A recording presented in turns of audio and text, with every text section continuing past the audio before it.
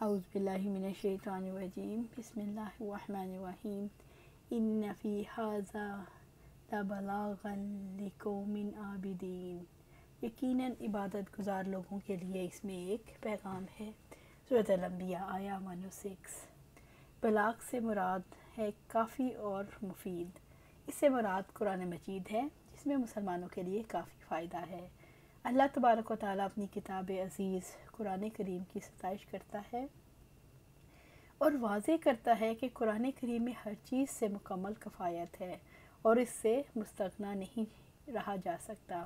چنانچہ فرمایا، یعنی وہ اپنے رب اور اس کے عزت اور تکریم کے گھر تک پہنچنے کے لیے قرآن عزیز پر اکتفا کرتے ہیں، پس یہ گراں قدر کتاب ان کو جلیل ترین مقاصد اور افضل ترین مرغوبات تک پہنچاتی ہے، اور اللہ تعالیٰ کی عبادت کرنے والوں کے لیے جو سب سے زیادہ فضل اور شرف کے حامل ہیں، اس سے آگے اور کوئی منزل نہیں، کیونکہ قرآن ان کے رب کی اس کے اسماء و صفات اور افعال کے ذریعے سے معرفت کے لیے کفیل ہے، اور غیب کی خبریں بیان کرنے اور حقائق ایمان اور شواہد ایقان کی دعوت کا بھی کفیل ہے۔ قرآن ہی تمام مامورات اور تمام منہیات کو بیان کرتا ہے۔ یہ قرآن ہی ہے جو نفس و عمل کے عیوب اور دین کے دقیق اور جلیل معاملات میں ان راستوں کی نشاندہی کرتا ہے جن پر اہل ایمان کا گامزن رہنا چاہیے، اور یہ قرآن ہی ہے جو شیطان کے راستوں پر چلنے سے بچاتا ہے اور انسان کے عقائد، اعمال اور اس کی مداخلت کے دروازوں کی نشاندہی کرتا ہے۔ جسے قرآن غنی نہیں کرتا، اللہ تعالیٰ اس کو غنی نہ کرے، اور جس کے لیے قرآن کافی نہیں، اللہ تعالیٰ اس کو کفایت نہ کرے۔ لقوم عابدین، عبادت گزار لوگوں کے لیے۔ عابدین سے مراد خشوع و خضوع سے اللہ تعالیٰ کی عبادت کرنے والے ہیں۔ اس سے مراد شیطان اور نفس کی خواہشات پر اللہ تعالیٰ کی اطاعت کو ترجیح دینے والے ہیں۔ عبادت گزاروں کے لیے کس میں بڑا پیغام ہے؟ عبادت گزاروں کے لیے اس میں بڑا پیغام ہے کہ زمین کے وارث نیک بندے ہوں گے۔ وَمَا أَرْسَلْنَاكَ إِلَّا رَحْمَةً لِلْعَالَمِينَ، اور ہم نے آپ کو نہیں بھیجا مگر سارے جہانوں کے لیے رحمت کرتے ہوئے۔ سورۃ الانبیاء آیا 107۔ اور ہم نے آپ کو نہیں بھیجا مگر سارے جہانوں کے لیے رحمت کرتے ہوئے۔ رسول اللہ صلی اللہ علیہ وآلہ وسلم کی رسالت تمام جہان والوں کے لیے ہے۔ اس سے مراد یہ ہے، آپ اپنی تعلیمات کے ذریعے ساری دنیا کو اور دنیا اور آخرت کی سعادتوں سے ہمکنار کرنے کے لیے آئے ہیں۔ اس سے یہ بھی مراد لی جاتی ہے، امت پوری طور پر تباہی اور بربادی سے محفوظ کر دی گئی، اس امت پر کلی عذاب نہیں آئے گا۔ اس سے مراد یہ بھی ہے کہ آپ صلی اللہ علیہ وآلہ وسلم نے کبھی مشرکین کے لیے بھی بد دعا نہیں کی۔ آپ صلی اللہ علیہ وسلم کی بعثت ہی رحمت کے لیے ہوئی تھی۔ جب نبی صلی اللہ علیہ وآلہ وسلم کو سارے جہان والوں کے لیے رحمت بنایا تو یہ ثابت ہو گیا کہ آپ کی نبوت بھی سارے جہانوں کے لیے ہے۔ رحمت للعالمین نے لوگوں کو ان کے رب سے ملایا، انسانوں کے دل و دماغ اور زندگی کو روشن کیا۔ ان کی تعلیم نے امن عامہ اور مصلحت عامہ کو استوار کیا۔ رحمت للعالمین مسکینوں کے ساتھ، غریبوں سے محبت کرنے والے، غلاموں کے محسن، یتیموں کا سہارا، بے آسروں کا سہارا۔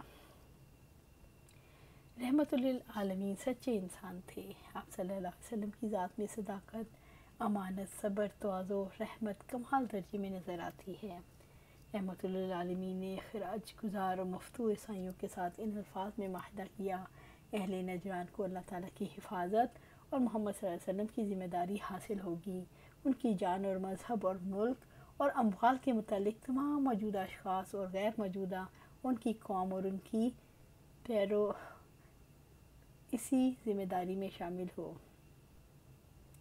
ان کے موجودہ حالت تبدیل نہیں کی جائے گی، ان کے حقوق میں کوئی حق بدلا نہ جائے گا، اور جو کچھ تھوڑا بہت ان کے قبضے میں ہے اس میں کوئی تغیر نہ کیا جائے گا۔ رحمت للعالمین نے تمام عالم سے نیکی اور عمدہ سلوک کی تعلیم دی۔ آپ صلی اللہ علیہ وسلم نے دشمنوں کے ساتھ عمدہ برتاؤ کی تعلیم دی۔ آپ صلی اللہ علیہ وسلم نے انصاف میں دشمنی کو الگ رکھ کر خالص انصاف کا حکم دیا۔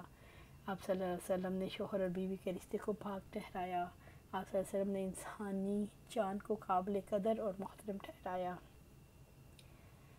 حضرت عائشہ رضی اللہ تعالیٰ عنہ نے ایک بار آپ صلی اللہ علیہ وسلم سے دریافت کیا، آپ صلی اللہ علیہ وسلم بہت سے زیادہ سختی کا تو آپ صلی اللہ علیہ وسلم پر کوئی دن نہ آیا ہوگا۔ آپ صلی اللہ علیہ وسلم نے فرمایا، عائشہ کیا پوچھتی ہو، مجھے اس قوم نے کیا کیا ایذائیں پہنچائیں؟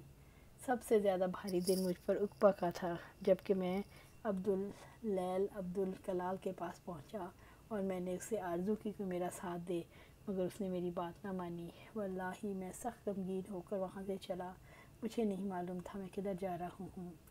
قرآن سالم میں آ کر میرے حواس ٹھیک ہوئے تو میں نے دیکھا اوپر سے ایک بادل نے مجھے ڈھانپ لیا۔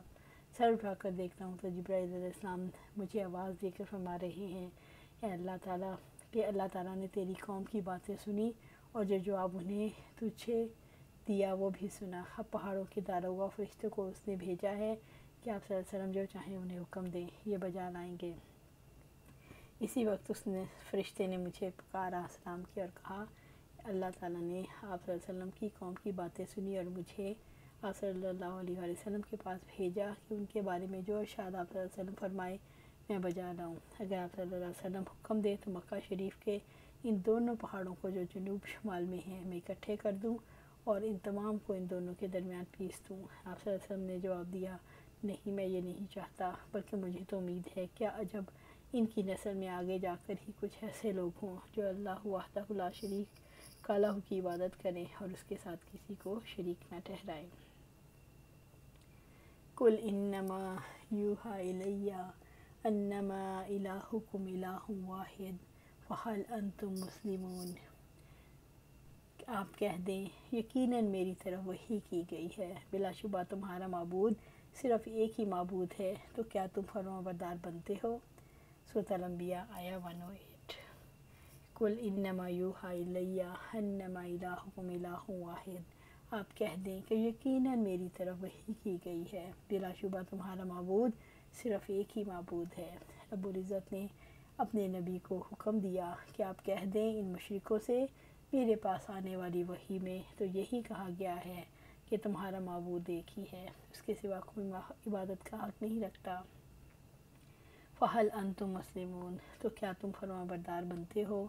یعنی کیا تم اس کی عبودیت کو اختیار اور اس کی الوہیت کے سامنے سر تسلیم خم کرتے ہو؟ اگر ایسا کریں تو انہیں اپنے رب کی ستائش کرنی چاہیے، اس نے ان کو اس نعمت سے سرفراز کیا جو تمام نعمتوں پر فوقیت رکھتی ہے، یعنی اپنے دل اور اپنے چہروں سے اسلام لے آؤ، اس کی عبادت کرو، اس کے سوا کسی کی عبادت نہ کرو۔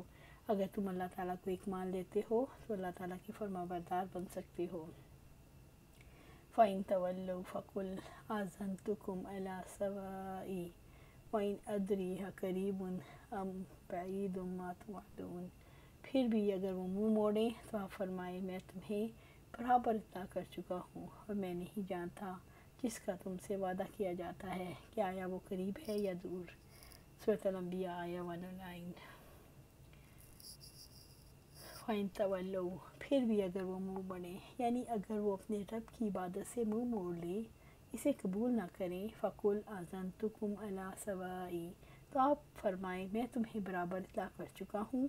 رب العزت نے فرمایا، آپ صلی اللہ علیہ وآلہ وسلم کہہ دے، میں نے تمہیں صاف صاف گزشتہ قوموں پر آنے والے عذاب کے بارے میں آگاہ کر دیا، یعنی میں نے تمہیں کفر کے انجام کے بارے میں آگاہ کر دیا۔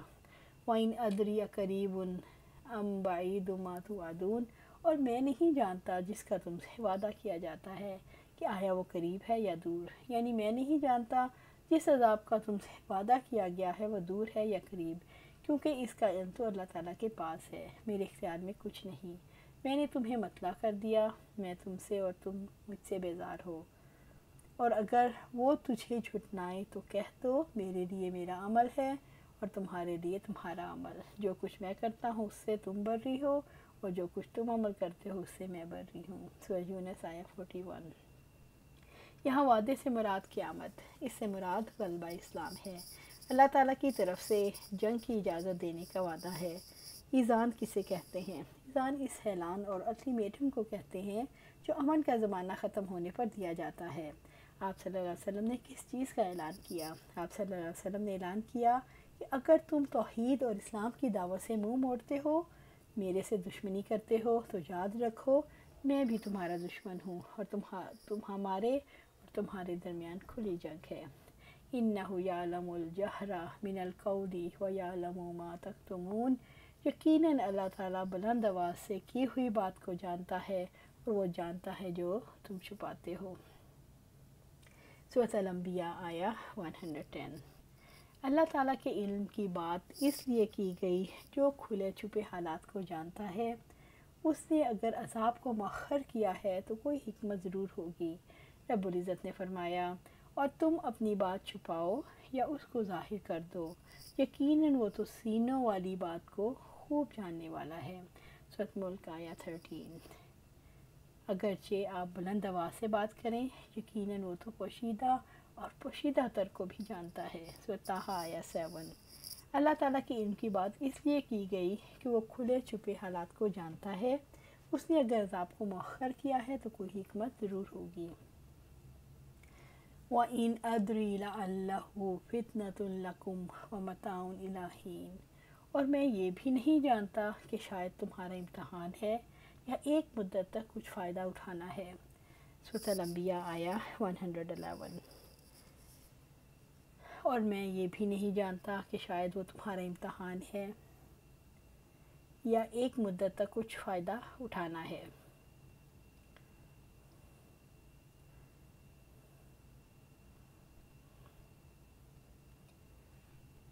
یعنی مجھے اس بات کا علم نہیں کہ قیامت کی آمد میں تاخیر کیوں۔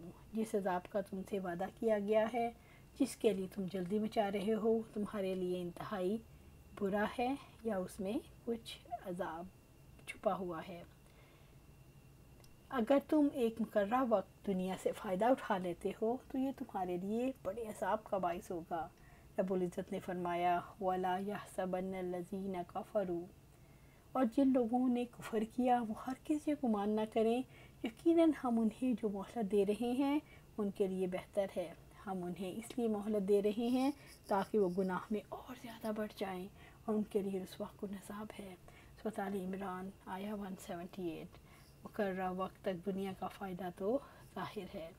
قال ربی احکم بالحق وربنا الرحمن المستعان علی ما تصفون، پیغمبر نے کہا ہے میرے رب حق کے ساتھ فیصلہ فرما، اور ہمارا رب وسیع رحمت والا ہے جس سے مدد مانگی جاتی ہے ان باتوں پر جو تم بیان کرتے ہو۔ سورۃ الانبیاء آیہ 112۔ قل ربی احکم بالحق، پیغمبر نے کہا ہے میرے رب حق کے ساتھ فیصلہ فرما۔ رب العزت نے فرمایا، آپ صلی اللہ علیہ وآلہ وسلم دعا کرو ہمارے اور کافروں کے درمیان حق کے ساتھ فیصلہ کر دے۔ انبیاء نے یہ دعا مانگی، ربنا افتح بیننا و بین قومنا بالحق وانت خیر الفاتحین، اے ہمارے رب ہمارے اور ہماری قوم کے درمیان حق کے ساتھ فیصلہ فرما، اور تو ہی سب فیصلہ کرنے والوں میں سے بہترین ہے۔ سورۃ الاعراف آیہ 89۔ نبی صلی اللہ علیہ وآلہ وسلم کو بھی یہ دعا مانگنے کا حکم دیا گیا۔ جب آپ جنگ میں شریک ہوتے تو فرماتے، اے میرے رب انصاف ہی سے سچا فیصلہ فرما دے۔ رب العزت نے دعا قبول کر لی۔ اللہ تعالیٰ نے جنگ بدر میں ان کافروں کو سزا دی۔ وَرَبُّنَا الرَّحْمَنُ الْمُسْتَعَانُ عَلَىٰ مَا تَصِفُونَ، ہمارا رب وسیع رحمت والا ہے جس سے مدد مانگی جاتی ہے ان باتوں پر جو تم بیان کرتے ہو۔ رب العزت نے فرمایا، محمد صلی اللہ علیہ وآلہ وسلم آپ انہیں بتا دو میرا رب اپنے بندوں پر بہت رحم فرمانے والا ہے۔ تم جو باتیں بناتے ہو اس لیے ہم اللہ سے ہی مدد مانگتے ہیں۔ اے اللہ ہماری مدد فرما، ہمیں امید ہے، ہم نے امید باندھی ہے، جس معاملے میں ہم نے مدد مانگی ہے وہ اپنی رحمت سے ضرور پوری کرے گا، اور اس نے ہمیشہ مدد کی ہے اور ہمیشہ وعدے پورے کیے ہیں۔ اللہ سبحانہ تعالیٰ سے دعا ہے جو بھی ہم نے سورۃ الانبیاء میں پڑھا ہے اللہ اسے قبول فرمائے اور اس پر عمل کرنے کی توفیق دے اور اس پر ہمیں جمع دے۔ آمین یا رب العالمین۔